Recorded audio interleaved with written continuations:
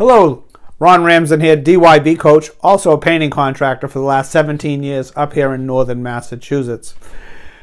How many times have you looked back at some of your jobs and say, that was a good job. Boy, we killed it on that job. Ooh, I lost my shirt on that job.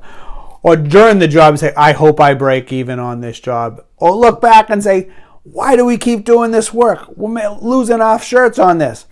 You could be doing work where you're making money almost every single job, and jobs that you and your crew prefer. I'm going to do a quick little exercise here. Maybe this will help you out. We found that if you concentrate on the 3 P's, we call it the 3 P's. We call it process, people, and profit. Mix them up any way you want. The 3 P's are what you want to look at. We'll start with process. In the painting industry, from interior-wise, we strip wallpaper. We fix holes in walls. We paint beautiful empty houses. We do new construction. Some of us love removing wallpaper and re-wallpapering. On the outside, some of us work with lead paint. Some of us hate houses that are really tall or really big. Maybe you have a 2 or 3 man crew. Those houses are just too big for you.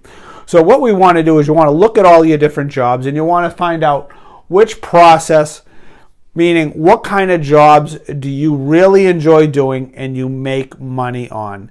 A job that you want to be on seems to go, the process flows well. Maybe it's stripping wallpaper. Maybe you guys have that down to a science and that you bid it and you can crush it. Maybe you just can't do it. Maybe you like new construction. Maybe you like getting in there and, getting in and getting out, little prep, slap some paint on the walls and take off. Maybe you like that really high-end sanding, woodwork over and over, refinishing kitchen cabinets.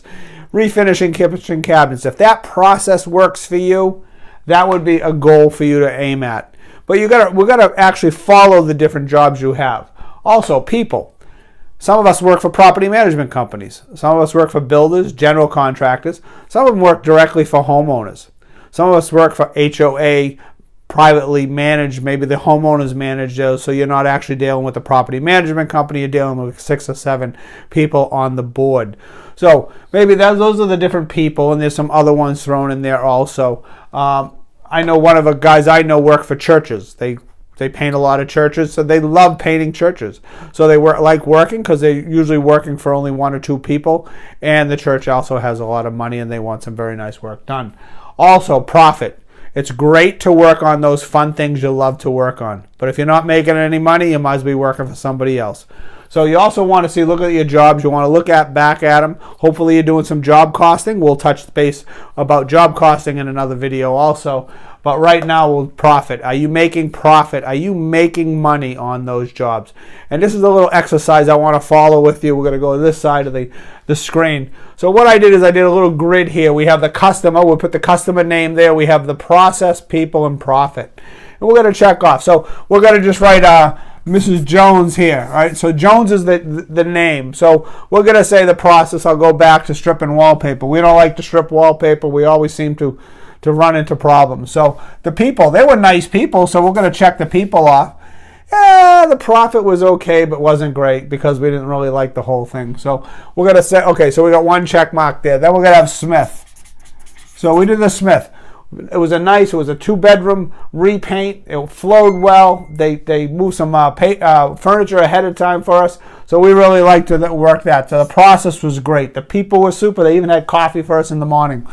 Donuts would have been a plus, but the coffee was good. So also the profit, because everything flowed so well, we were able to price it right, and we made some great profit. So we're going to keep the Smiths. That was a great job. And then we're going to have one of our GCs. We're going to call them GCA. GCA, the process. Process is always, there's other contractors, a small addition, although there was a couple other contractors. The process was okay. We'll say okay. We're gonna give it a check mark because we can live with that. The people, I love the GC. He even has a big company party every year. Invites us to that. We actually go fishing with him. Profit's okay. We never kill it on that. We got to wait about 30 days for our check. So we're not going to check off the profit. So then we're going to go to GC number B, or GCB. GCB.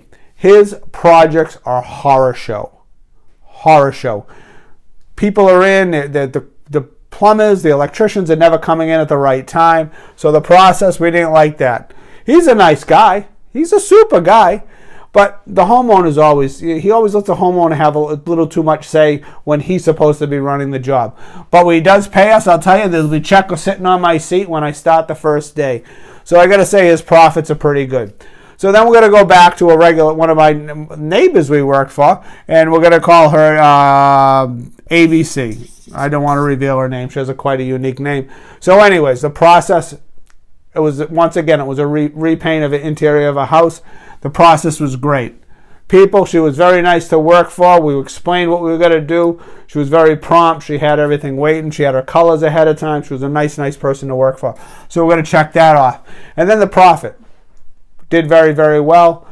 Deposit was ahead of time, and the check was there when we finished, and we made the money we should make to stay in business and turn a profit. So we're going to check that. So generally what I do is I go down to 10, 15, 20 of my last customers.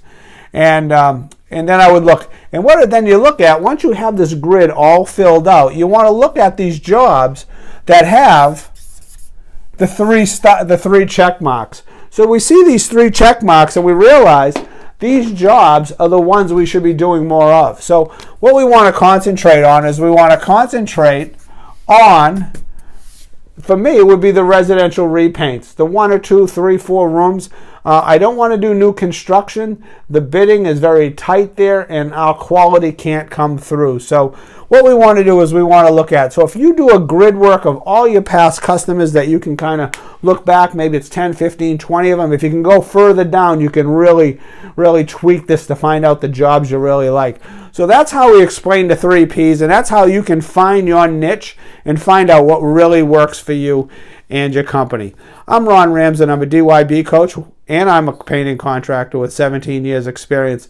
I help painters stay out of the bucket so they don't have to be in the bucket. You can please comment on this video. If you want to reach me, I'm at ron@dybcoach.com. You can send me a message if you like that. And please subscribe to the channel and watch more of our videos as they come along. Thanks so much and have a great day.